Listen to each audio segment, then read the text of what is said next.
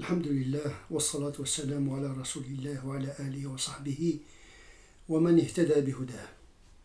Comme promis, je vais aborder avec vous la notion de la catastrophe au temps des prophètes. Tout d'abord, j'aimerais souligner que le catastrophisme comme discipline est né au XIXe siècle pour expliquer l'extinction des espèces. C'était au départ une approche purement scientifique. Aujourd'hui, le catastrophisme a gagné le champ du social, du politique et du philosophique. Beaucoup d'ouvrages ont été commis pour traiter cette notion du catastrophisme. Pour notre part, nous allons nous contenter d'une approche purement métaphysique et théologique d'inspiration coranique. Nous avons parlé la dernière fois d'un Dieu existant, intervenant et agissant par la médiation des lois. C'est le créateur des lois, mais en même temps, il a le pouvoir de l'exception. Le miracle, les catastrophes relèvent de cette théologie de l'exception, comme signe de la divinité. Les catastrophes, ce sont des moments d'alerte, des signes qui incitent le croyant, en tout cas, à méditer sur la vulnérabilité de l'homme, sur le pouvoir de Dieu, et de tirer les enseignements, justement, de ces événements qui, souvent, restent inexplicables rationnellement et scientifiquement, puisqu'il s'agit de l'exception, justement. La catastrophe fait une brutalité particulière au principe de causalité, lequel principe, aujourd'hui, il est en train d'être abandonné par la physique moderne. Ce n'est pas évident de lier un effet avec une cause, ou bien en déterminant la cause, on peut prédire l'effet. Si le principe de causalité est mis en rude épreuve par la mécanique quantique, par exemple, que dire de l'histoire et de ses lois? C'est ce que nous allons aborder à travers l'histoire des prophètes avec leur peuple. En effet, le Coran parle des prophètes et leur histoire avec leur peuple. Tout d'abord, il faut souligner que le statut du prophète, c'est déjà un statut particulier. Et le moment prophétique est un moment singulier et particulier dans l'histoire humaine.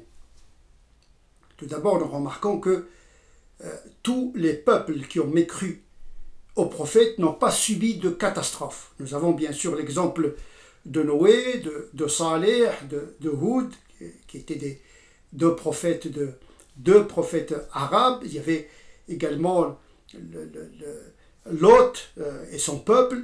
Ce sont des peuples qui ont été exterminés par une catastrophe, ce que j'appelle moi la théologie de la coïncidence.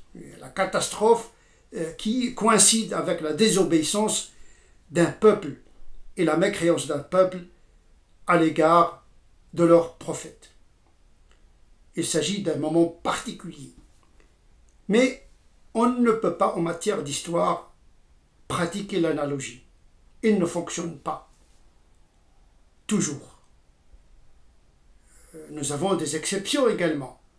Nous avons des prophètes qui ont été mécrus, mais dont les peuples n'ont pas subi de catastrophe. Il y a même des peuples qui ont essayé d'assassiner leurs prophètes. Il y a beaucoup de prophètes qui ont été assassinés, souligne le Coran. Nous avons, par exemple, l'exemple de Jean-Baptiste. On dit qu'il a été assassiné. Mais on n'a pas entendu un quelconque châtiment, une catastrophe s'abattre sur les assassins. Nous avons l'exemple flagrant d'Abraham, qu'on a essayé de jeter dans le feu, et qui a été sauvé par Dieu. Mais le Coran ne parle pas de catastrophe qui se serait abattue sur ses adversaires et ses ennemis. Également, nous avons l'exemple du prophète Mohammed sallallahu alayhi wa sallam.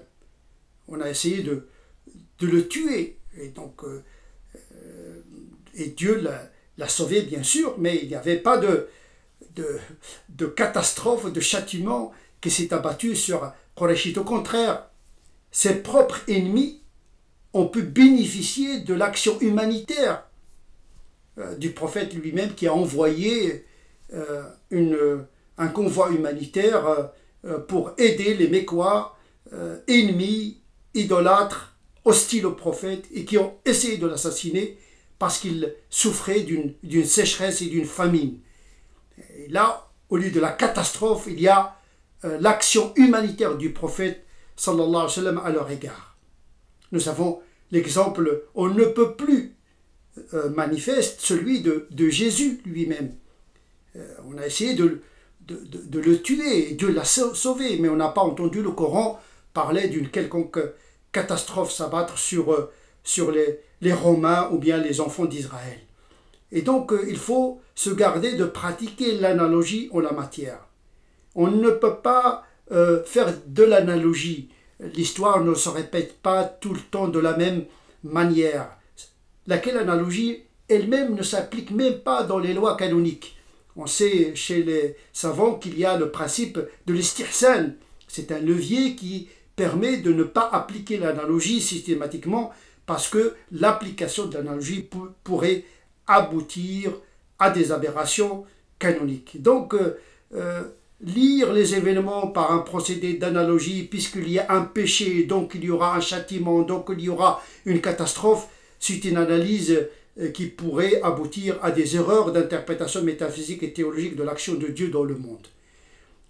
Tout ce que nous pouvons faire, c'est d'être alertés, d'essayer de comprendre, de rectifier si faute il y a, si erreur il y a, pour pouvoir progresser et de réparer. Malheureusement, les êtres humains oublient les enseignements. Déjà, Adam a commis l'erreur de l'oubli. Il faut tirer les enseignements, de ne pas oublier les erreurs pour ne pas les répéter. C'est l'enseignement, un des enseignements que nous pouvons tirer de cette catastrophe sanitaire que nous traversons aujourd'hui. Il faut éviter les erreurs, il faut combattre l'épreuve.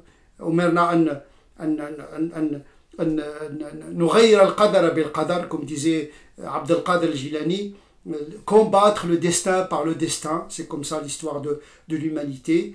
Il n'y a pas de fatalité définitive. L'homme a des ressources par l'intervention de Dieu également. L'homme fait beaucoup d'erreurs, il subit les conséquences de ces erreurs, mais il y a toujours la main de Dieu, la miséricorde de Dieu qui peut intervenir. D'où la nécessité des prières et des recueillements comme un levier de changement de notre histoire. نسأل الله عز وجل أن يجعلنا من الذين يستمعون القول فيتبعون أحسنه.